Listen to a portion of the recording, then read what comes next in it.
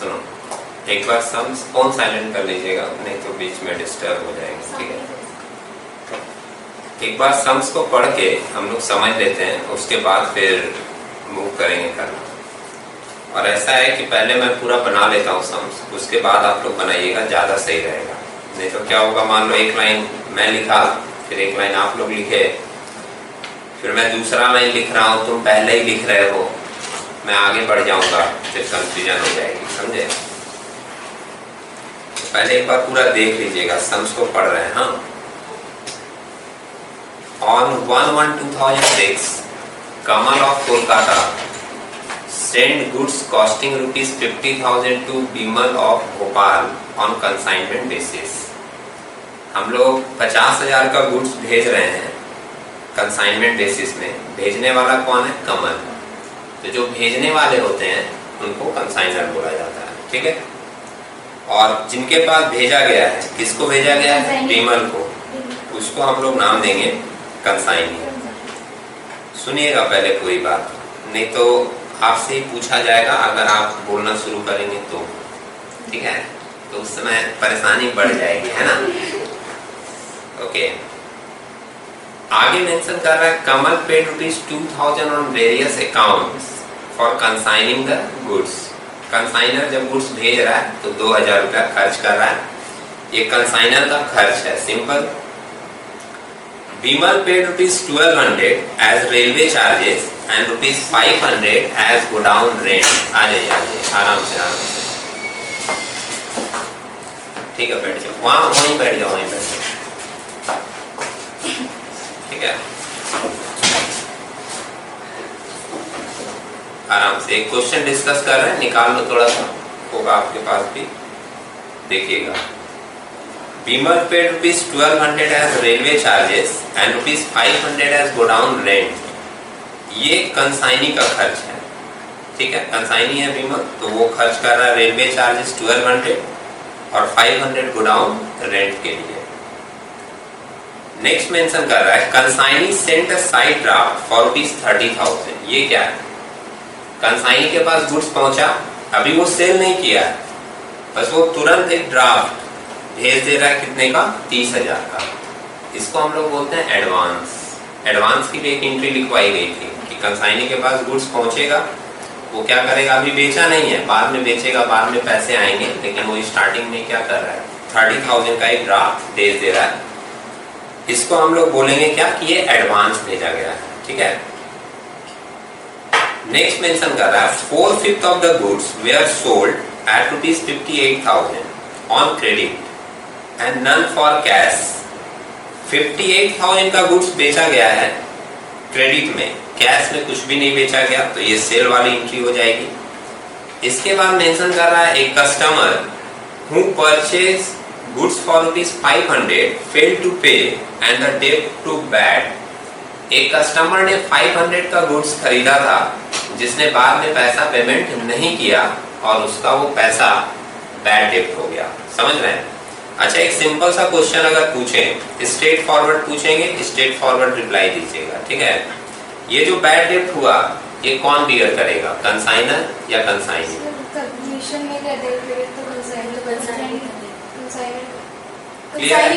Okay, ये clear है line? मैं एक बार रिपीट कर दूं, शायद इसकी बात क्लियर नहीं समझ आई होगी, तो इसने जो आंसर दिया सही है। ये बैड डेट कौन बियर करेगा, ये चेक करने के लिए हम लोग देखते हैं कि डेल क्रेडियर कमीशन पे किया जा रहा है या नहीं। सम्स के आगे देखोगे तो आपको दिखेगा कि डेल क्रेडियर कमीशन पे हो रहा है। तो if del credere commission is paid by consignor, then the risk of bad debt is borne by consignor. तो ये किसके द्वारा बियर होगा? कंसाइनर के द्वारा। ठीक, the consignee sent an account sale on 30th April 2006। Consignee ने एक अकाउंट सेल भेजा है 30 अप्रैल को। अकाउंट सेल क्या होता है, आपको जब फर्स्ट क्लास डिस्कस किया गया था तो उस समय इसकी मीनिंग बताई गई थी, है ना? पूरा चैप्टर का मीनिंग समझने के बाद हम लोग अकाउंटिंग एंट्रीज समझे थे। अकाउंट सेल के बारे में क्या बोला गया था कि account cell is a document which is prepared by consignee and sent to consignor in which all the details relating to goods received, sale, expenses bear by consignee consignee's commission etcetera are given. मतलब ये documents में consignee अपना सारा detail लिखकर भेज देता है consignor के पास में। तो जब हम लोगों को अकाउंट से मिला तो उसमें ही ये सारी बातें पता चली कि वो कितने का सेल किया है, कितना बैड डेब्ट हो गया वहां पर, और उसका क्या क्या कमीशन होगा, जो कि आगे मेंशन किया है, देखोगे अगले लाइन में। We shows that he charged 10% as ordinary commission and 2% as Dale Credier commission। देखा? तो जब डेल क्रेडियर कमीशन दिख रहा है तो जो बैड डेब्ट वाला रिस्क है या बैड डेब्ट वाला लॉस है वो कौन बियर करेगा? कंसाइनी बियर करेगा। ठीक, अब अपने को करना क्या है? तो नीचे मेंशन कर रहा है you are required to give in the books of Kamal. Kamal के बुक में, कमल कंसाइनर है, 4 अकाउंट आपको बनाने हैं। Consignment account, Bimal personal account, goods sent on consignment account और स्टॉक ऑन कंसाइनमेंट अकाउंट। ठीक है, ध्यान रखिएगा कि सिर्फ आपको कमल का अकाउंट मेंटेन करना है, बीमल के अकाउंट से कोई मतलब नहीं है। आपके मन में अगर क्वेश्चन आएगा कि बीमल का भी तो अकाउंट बनाने के लिए बोला है, तो ध्यान रखिएगा कि वो बीमल का अकाउंट कौन बना रहा है? कमल।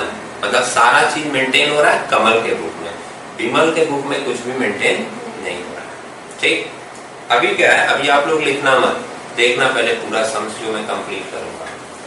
बस एक एक इंफॉर्मेशन पढ़ना और उसकी एंट्रीज अगर आपको याद हो जो आपको लिखवाई गई थी, डिस्कस की गई थी, तो वो एंट्रीज बताइएगा। अगर आपको स्टेप बाय सारी चीजें याद होंगी तो आपको फिर अकाउंट बनाने में या कैलकुलेशन समझने में बहुत ज्यादा प्रॉब्लम नहीं होगा। समझे? इसलिए लिखिएगा नहीं, साथ साथ पहले देख लीजिएगा पूरा। दूसरी और एक बात है कि सम्स जो होता है कंसाइनमेंट का वो 2 पार्ट में होता है। एक होता है हम लोगों का कॉस्ट प्राइस मेथड का और एक होता है इनवॉइस प्राइस मेथड का। वो भी मैंने डिस्कस किया था, इसमें लोडिंग का चर्चा होता है। समझ रहे हैं? तो ये जो सम्स है इसमें कहीं भी ऐसा मेंशन नहीं किया था कि कुछ लोडिंग होगा या इनवॉइस प्राइस होगा, तो इसलिए अभी वो सेकेंड वाले पार्ट के बारे में हम लोग नहीं सोचेंगे। ये सम्स जो है वो आपका किस मेथड का है? कॉस्ट प्राइस मेथड का। ठीक है, चलो अब स्टार्ट करते हैं रिकॉर्डिंग। फर्स्ट में था कि गुड्स भेजा गया है, कमल ने भेजा है विमल को किस तारीख में? 1 जनवरी 2006 को 50,000 का गुड्स भेजा गया है। इसकी जर्नल क्या होती थी, याद है किसी को? 2006। ओके, ठीक है, सुनो, ये फॉर्मेट लिख दिए थे, दिख रहा है ना? इसमें तो कोई प्रॉब्लम नहीं है, सिंपल लेजर का फॉर्मेट है। बस मैंने एक जेएफ का कॉलम नहीं रखा है, वो भी आप चाहें तो बना सकते हैं। होता है ना, लेजर के फॉर्मेट में जेएफ भी होता है छोटा सा। अच्छा, दूसरी बात क्या है कि इन द बुक्स ऑफ कमल लिखे, क्योंकि बोला है कंसाइनर का बुक मेंटेन करना है। और फिर नीचे क्या लिखे? कंसाइनमेंट अकाउंट नहीं लिखे हैं, लिखे कंसाइनमेंट टू भोपाल अकाउंट। दिख रहा है? तो जब जगह का नाम मेंशन रहेगा ना सम्स में कि किस जगह पर गुड्स भेजा जा रहा है, तो आप ये पूरा लिखिएगा ऐसे, कंसाइनमेंट टू भोपाल अकाउंट या जहां पर भी भेजा जा रहा है। ठीक, एंट्री क्या बताई? Consignment account debit to goods sent on consignment. तो हम कंसाइनमेंट अकाउंट के डेबिट में लिख देंगे to goods sent on consignment account.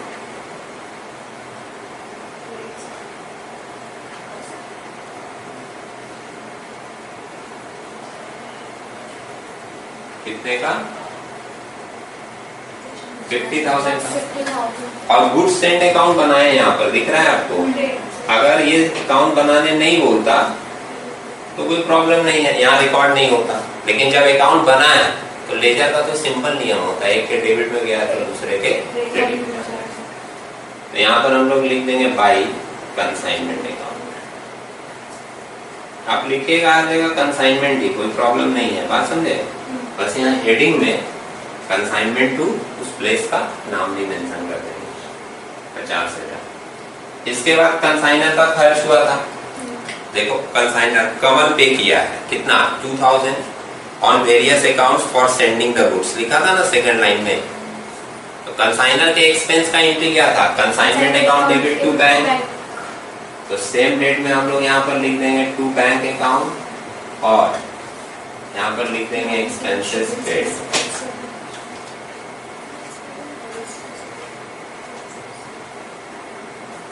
2000 है ना। बैंक अकाउंट बनाने बोला नहीं है, उसकी जरूरत भी नहीं होती। उसके बाद नेक्स्ट लाइन में लिखा था कि बिमल ने पेड किया 1200 as railway charges and 500 as godown rent. तो कंसाइनी का कमीशन, कंसाइनी का एक्सपेंस, कंसाइनी जो सेल करेगा वो सब का रिकॉर्ड आप उस डेट में कर दिया करना जिस डेट में अकाउंट से भेजा गया है। एक डेट दिया था ना, अकाउंट से भेजा गया 30 अप्रैल 2006 को, देखा? तो हम लोग यहाँ अप्रैल का डेट दे रहे हैं, अप्रैल 30, और एंट्री हमारा बनता है consignment account debit to consignee account. तो टू बिमल के नाम से हम लोग खर्च दिखा देंगे कितना, रेलवे चार्जेस और गोडाउन रेंट। रेलवे चार्जेस कितने का है, 1200, और गोडाउन रेंट कितने का है, 500। ठीक है, चलिए ये थोड़ी देर, अभी तो बाहर से लोग आए हैं, आपको ठंड लगने लगेगा, उसको गर्मी लगने लगेगा, असुविधा हो जाएगा, समझ रहे हैं? देखिए नेक्स्ट, ये हम लोग बिमल अकाउंट में पोस्ट किए हैं, ठीक है? तो अगर बिमल अकाउंट में पोस्ट किए हैं तो बिमल का भी तो अकाउंट बना है, तो उसमें भी जाएगा। वहाँ डेबिट में दिया था, यहाँ पर हम लोग क्रेडिट में दिखाएंगे। यहाँ हम फुल फॉर्मेट नहीं बनाए, बट आप समझ सकते हो, है ना? 2006 अप्रैल 30 का डेट दे दिए, बाय कंसाइनमेंट में।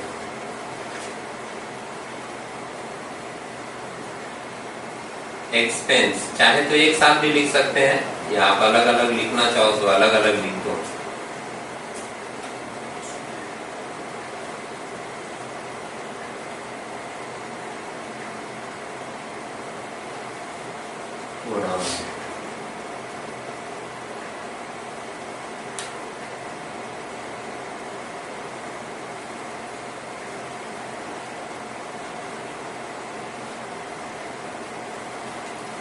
इसके बाद क्या इंफॉर्मेशन था कि कंसाइनी ने एक साइड ड्राफ्ट भेजा है, कितने का, 30,000 का एडवांस।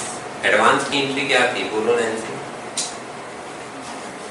एंट्री याद नहीं है। एडवांस के लिए एंट्री लिखवाया गया था, अगर कैश भेजेगा तो बोला गया था कैश अकाउंट डेबिट होगा, चेक या ड्राफ्ट भेजेगा तो बैंक अकाउंट डेबिट होगा, बिल भेजेगा तो बिल्स रिसीवेबल अकाउंट डेबिट होगा टू कंसाइनी अकाउंट। यहाँ ड्राफ्ट भेजा है तो एंट्री बनेगा bank account debit to consignee. देखिए बैंक अकाउंट तो बना नहीं है, कंसाइनी अकाउंट है ना, बिमल अकाउंट, तो यहाँ हम लोग लिख देंगे बाय बैंक अकाउंट एडवांस। फिर से सुन लीजिए, एंट्री इसका बन रहा है bank account debit, bank account debit है टू कंसाइनी, इसलिए कंसाइनी के क्रेडिट में लिखे हैं by bank account advance. Next information था 4/5 of the goods were sold at ₹58,000। इसकी एंट्री होती है कंसाइनी अकाउंट डेबिट, तो कंसाइनी के डेबिट में आ जाए टू कंसाइनमेंट अकाउंट, तो टू कंसाइनमेंट अकाउंट सेल 58,000। यहाँ कंसाइनी के डेबिट में है, तो कंसाइनमेंट के क्रेडिट में आएगा।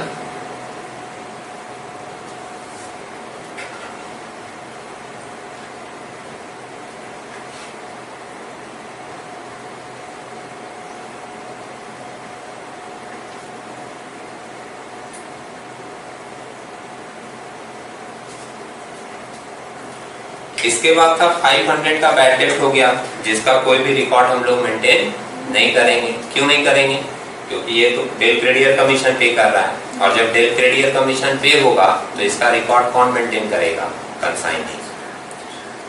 आगे मेंशन कर रहा है कमीशन दिया गया है 2 तरीके का, 10% ऑर्डिनरी कमीशन और 2% डेल क्रेडियर कमीशन। अच्छा, कमीशन की एंट्री जो होती है वो भी यही एंट्री होती है, एक्सपेंस वाली। Consignment account debit to consignee account. Ordinary commission, commission किस पर निकालोगे? सेल के ऊपर। सेल कितने का हुआ है? 58,000 का। 58,000 का 10% बोला ऑर्डिनरी कमीशन 5,800 और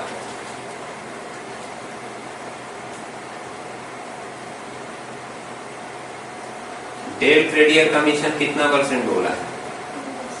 58,000 का 2% डेल क्रेडियर कमीशन 1180 आ रहा है, 1160 आ रहा है क्या? निकाल के देख लीजिएगा, है ना। यहाँ पर क्रेडिट में आ जाएगा by consignment account.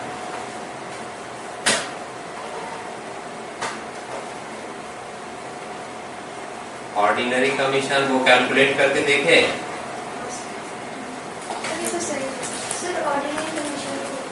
Ordinary commission 10% बोला गया था, तो 5,800 आएगा और डेल क्रेडियर कमीशन 2% बोला गया था।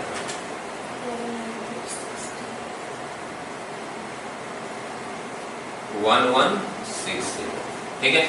अच्छा एक और बात है, जैसे यहाँ पर आप देख रहे हो डेट अगर सेम है, सेम डेट में एक्सपेंस और कमीशन दिया हुआ है सम्स में, तो हम लोग ऐसा भी कर सकते हैं कि ये बार बार टू बीमल अकाउंट ना लिखें। बात समझे? एक बार टू बीमल अकाउंट लिखा है, जब हमको पता है कि एंट्री सेम होती है, रिकॉर्डिंग सेम जगह पे होगा, तो हम लोग वहीं पर आइकन दे देंगे, ये सारा लिख सकते हैं। लेकिन ध्यान रखिएगा अगर डेट अलग अलग दिया रहेगा, जैसे एक्सपेंस एक अलग डेट में दिया और कमीशन एक अलग डेट में दिया, तो बेटर है कि दोनों को अलग। बात समझे? आप अलग अलग लिखिए, ज्यादा सही है। वैसे मैं बता दिया कि कहीं ऐसा दिखे कि एक ही साथ मिला के लिख दिया है, तो आपके मन में कंफ्यूजन नहीं आना चाहिए, ठीक है। अब देखो कोई और एंट्री बची है क्या? सम्स का पूरा इंफॉर्मेशन यूज कर लिए हम लोग, कंप्लीट हो गया सम्स। लेकिन आपको लास्ट एक बात बताया गया था, अभी मैं फिर से रिपीट करता हूँ, ध्यान दीजिएगा। सम्स में एक बात वो खुल के नहीं बताएगा, वो तुमको खुद से सोचना पड़ेगा। अच्छा मैं बोला कि खुल के नहीं बताएगा, तो बोल रही क्या? तो मैं आ रहा हूँ, स्टेप बाय जाऊंगा ना, धीरे धीरे, सुने। वो एक बात जो है वो क्लियरली नहीं मेंशन करता है, वो हम लोगों को सम्स को पढ़ के समझना पड़ता है और उस पर खुद से कैलकुलेशन करनी पड़ती है, समझे? हाँ नहीं सारा ही सम्स में रहेगा। और ये बात जैसे तुम एक सम्स किए, दो सम्स किए, तुम्हारे अंदर तो बैठ गया कि ये हमको करना ही है। सम्स को देखो, सम्स के चौथे लाइन में लिखा था 4/5 of the goods were sold, देखा? एट ₹58,000। 4/5 ऑफ द गुड्स, पूरा गुड्स नहीं बेचा है, 4/5 बेचा है। इसका मतलब 1/5 पार्ट बचा हुआ है। जो बचा हुआ रहता है उसको हम लोग बोलते हैं अनसोल्ड स्टॉक या स्टॉक ऑन कंसाइनमेंट। बात समझे? और अनसोल्ड स्टॉक की कितनी वैल्यू है वो सम्स में नहीं बताता, वो हम लोगों को कैलकुलेट करके उसकी भी एक रिकॉर्डिंग दिखानी पड़ती है। बात समझे? वो हम लोगों को कैलकुलेट करना ही पड़ेगा सम्स में, उसकी कुछ ना कुछ इंफॉर्मेशन ऐसा देगा जिससे तुमको पता चल जाएगा कि कुछ माल बचा हुआ है। यहाँ पे अब जैसे बोल दिया 4/5 बिका, इसका मतलब 1/5 बचा हुआ होगा, उसका हम एक कैलकुलेशन करेंगे। पहले आप लोग कैलकुलेशन देख लीजिएगा क्लियरली, ठीक है? उसके बाद आगे बढ़ेंगे। अभी हम एक अकाउंट भी नहीं बनाए हैं, स्टॉक ऑन कंसाइनमेंट अकाउंट भी बोला था बनाने, तो ये जगह मैंने रखा है वर्किंग के लिए। पहले आप देखो वर्किंग समझो, जिसमें हम लोग वो निकालेंगे, उसके बाद आप लोग आगे कीजिएगा। वर्किंग नोट एक 1 दे दे रहे हैं यहाँ पर, ठीक? लिखेंगे calculation for unsold stock, unsold stock या स्टॉक ऑन कंसाइनमेंट भी बोल सकते हो, ठीक है? पार्टिकुलर्स, और इधर मैं एक रुपीस का कॉलम कर रहा हूं, दिख रहा है? ओके।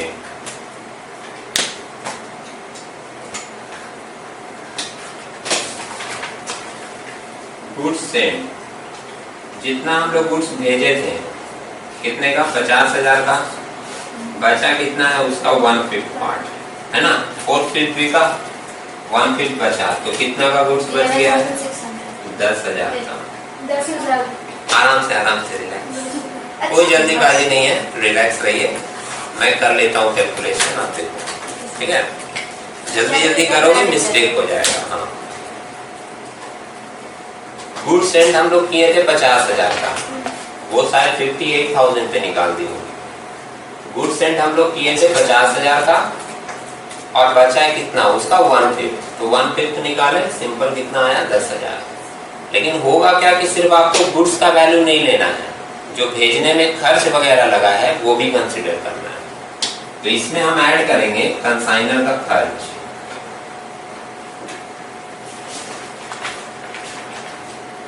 अब कंसाइनर एक्सपेंस कितना किया था, कंसाइनर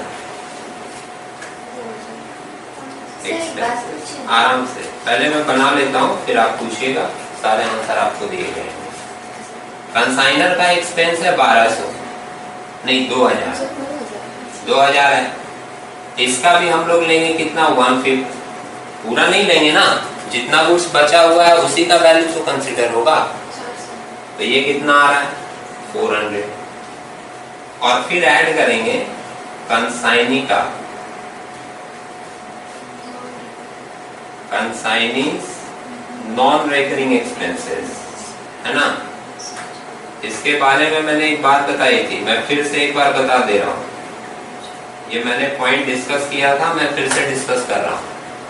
दो तरह के एक्सपेंस होते हैं, रेकरिंग जो बार बार, नॉन रेकरिंग जो एक बार, ठीक है। यहाँ पर हम लोग जो कंसाइनी का एक्सपेंस कंसीडर करते हैं वो कौन सा वाला करते हैं, नॉन रेकरिंग, मतलब जो वन टाइम। अब आप देखोगे कंसाइनी का दो एक्सपेंस था, रेलवे चार्जेज और गोडाउन रेंट, दिख रहा है। तो गोडाउन रेंट तो ऐसा एक्सपेंस है जो बार बार देना पड़ेगा, चाहे आपका गुड्स गोडाउन में रहे या ना रहे, गोडाउन रेंट तो आपको मंथली देना ही है, या जिस तरीके का सिस्टम हो, बात समझे। मतलब गोडाउन रेंट जो है वो रेकरिंग एक्सपेंस हो गया, बार बार देने वाला। रेलवे चार्जेज जो है वो तो जब गुड्स को मंगाया गया होगा तो एक ही बार पे किया गया होगा। आप बोलोगे बाद में तो फिर मंगाएगा तो फिर पे करेगा, लेकिन बाद में जब मंगाएगा तो जो फिर से पे करेगा वो तो दूसरे गुड्स के लिए होगा ना, इसके लिए तो नहीं होगा। इसके लिए तो रेलवे चार्जेज एक ही बार पे किया गया है, बात समझ रहे हैं। तो जो भी एक्सपेंस वन टाइम पे हो वो हमारा होता है नॉन रेकरिंग एक्सपेंस, और वही वाला एक्सपेंस हम लोग यहाँ पर कंसिडर करते हैं। कितना कंसिडर करेंगे 1200, लेकिन 1200 पूरा नहीं करना है भाई, 1/5 बचा है ना, तो 1/5 ले रहे हैं। कितना आएगा 240, बोलो 240। ये ऐड कर दें 10,640, ये आ रहा है ना, ये हम लोगों का आ गया value of unsold stock, unsold stock, ठीक है। अब ये जो वैल्यू ऑफ अनसोल्ड स्टॉक निकला, इसकी भी एक एंट्री लिखवाई गई थी, वो पोस्ट होगी। अनसोल्ड स्टॉक या स्टॉक ऑन कंसाइनमेंट का एंट्री था stock on consignment account debit, तो हम अभी स्टॉक ऑन कंसाइनमेंट अकाउंट बनाएंगे, उसके डेबिट में पोस्ट करेंगे। टू कंसाइनमेंट अकाउंट, तो कंसाइनमेंट अकाउंट तो बना हुआ है, कंसाइनमेंट अकाउंट के क्रेडिट में लिख देंगे बाय स्टॉक ऑन कंसाइनमेंट,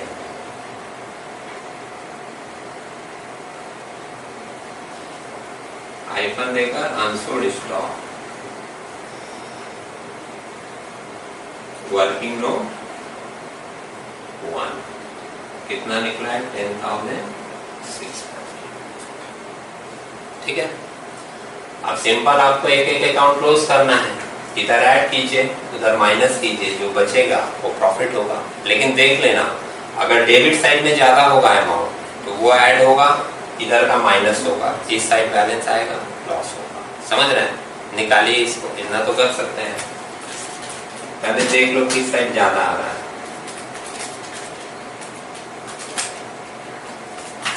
अच्छा, एक काम और करना तुम लोग, थोड़ा सा एक बार देखो, ये जो हम कैलकुलेशन किए ना अनसोल्ड स्टॉक का, इसका एक पिक्चर क्लिक कर लो, क्योंकि ये मैं अभी इरेज कर दूंगा। यहाँ हमको एक अकाउंट बनाना है, इसका एक पिक्चर क्लिक कर लीजिएगा, इसकी ये पार्ट कर लिए, ठीक है। 1% भी कर लिया तो काफी है। ओके, प्रॉफिट आएगा 7980। 7980 का प्रॉफिट है। और भी लोग चेक कर लो एक बार, और भी लोग चेक कर लो, फिर लिखते हैं।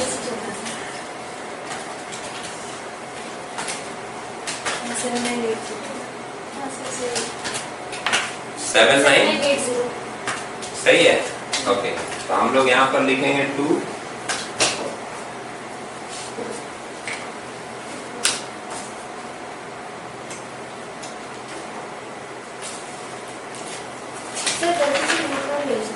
Okay, to profit and loss account, है ना, profit on consignment, profit on consignment कितना निकल के आ रहा है? 7980 इतना आया सभी का। टोटल यहाँ आया होगा 68,640, है ना।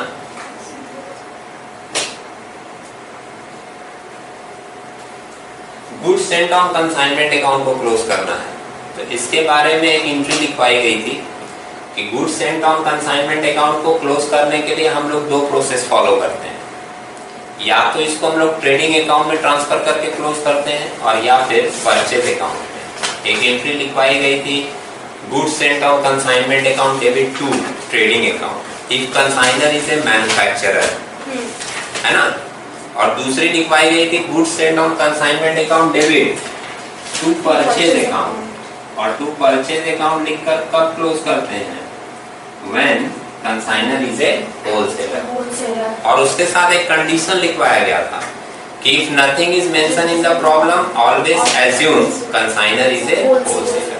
तो यहाँ पे सम्स में तो कुछ बोला नहीं था कि हमारा कंसाइनर मैन्युफैक्चरर है या होलसेलर, तो हम लोग होलसेलर मानेंगे। और जो होलसेलर वाली एंट्री थी क्लोज करने की, वो एंट्री यहाँ पर पास करके हम इस अकाउंट को क्या कर दिए? क्लोज कर दिए। 2006 330 ठीक है। ये हमेशा जो है ना, वो या तो टू ट्रेडिंग या टू परचेज बोलकर ही क्लोज होता है। कुछ मेंशन नहीं रहता है तो होलसेलर माना जाता है, और होलसेलर है तो टू परचेज बोलकर क्लोज हो जाएगा। ठीक है, सम्स में मेंशन रख देगा, सम्स में अगर मेंशन कर देगा कि वो मैन्युफैक्चरर है तो वहां पर टू ट्रेडिंग अकाउंट लिख देंगे। ठीक है, आप थोड़ा धैर्य रखा कीजिए, आपके सारे सवाल की जवाब स्टेप बाय आप तक पहुंच जाएगी। ठीक है, ये 2 अकाउंट क्लोज हो गया। इसका अकाउंट क्लोज कर दें, कमीशन दे दिए, एक्सपेंस भी दिखा दिए, एडवांस भी हो गया। इसका अकाउंट जब हम लोग क्लोज करते हैं, सम्स में क्या मेंशन किया था कि कुछ फाइनल पेमेंट वगैरह भेजा है? एक बार देखो तो सम्स का लास्ट लाइन कुछ ऐसा लिखा है, A customer failed to pay the consignee send an account से। ठीक है, सम्स को इसलिए लास्ट में देख लेना क्योंकि सम्स के लास्ट में कभी कभी मेंशन कर देता है कि कंसाइनी के पास जितना पैसा बचा वो सब भेज दिया कंसाइनर को, जिसको हम लोग बोलते हैं फाइनल पेमेंट या फाइनल रेमिटेंस। बात समझे? और अगर ये लाइन मेंशन नहीं रहेगा कि फाइनली वो सारा पैसा भेजा है, तब क्या करेंगे हम लोग? सिंपली इसको बाय बैलेंस सीडी करके क्लोज कर देंगे। By balance 19,340। बोलो, चेक कीजिएगा 2-3 लोग। हाँ सर सही है। कितना बोले? 19,640। 340 हाँ 19,340। ठीक है, सीडी तो बीडी भी करते हैं ना, इसलिए वहां लिख दिया। और एक अकाउंट जो हमने नहीं बनाया, जो सम से बोला था, कौन सा account? Stock on consignment.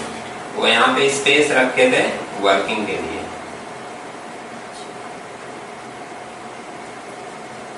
Stock on consignment account. ठीक है, फॉर्मेट वही लेजर वाला है, date particulars amount, date particulars amount divide कर दीजिएगा बीच में। पहली एंट्री क्या पास हुई थी इसमें? Stock on consignment account debit to consignment account, है ना। तो स्टॉक ऑन कंसाइनमेंट अकाउंट के डेबिट में 2006 अप्रैल 30